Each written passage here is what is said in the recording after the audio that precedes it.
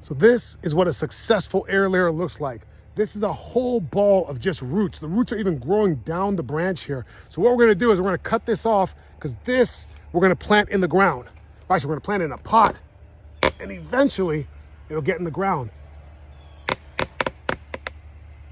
This is a pretty big branch to air layer. So this is what it looks like.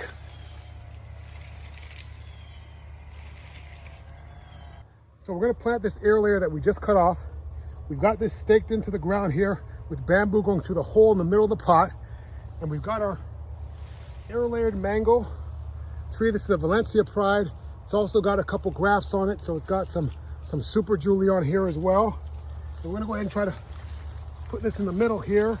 And we wanna put this tree in a spot where it's gonna get reasonable amount of shade. I might have to prune these branches on this tree here. I want the shade from the branches, but I don't want the interference from the branches. So we're gonna put this in the pot. We're gonna try to get this down relatively deep. We're gonna let it rest up against there for now. We're gonna add a little more soil. We just wanna cover that root ball. It kind of gives root ball a whole new meaning, because it's a literally ball of just roots.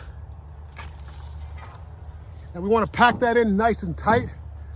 Let's get a little closer there. We want to pack that in nice and tight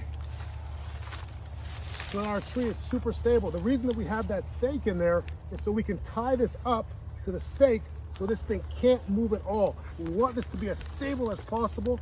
It's a really big air layer, so it's going to be a little bit of a challenge getting this thing to stay up straight, but that's basically what we do. And the end result is that we end up with a tree that looks something like this. And that's a mature tree from day one. It'll fruit the following season as long as it came from a fruiting tree, which in this case, it definitely did. All right, so for more tips, follow me guys. All right, see ya, bye.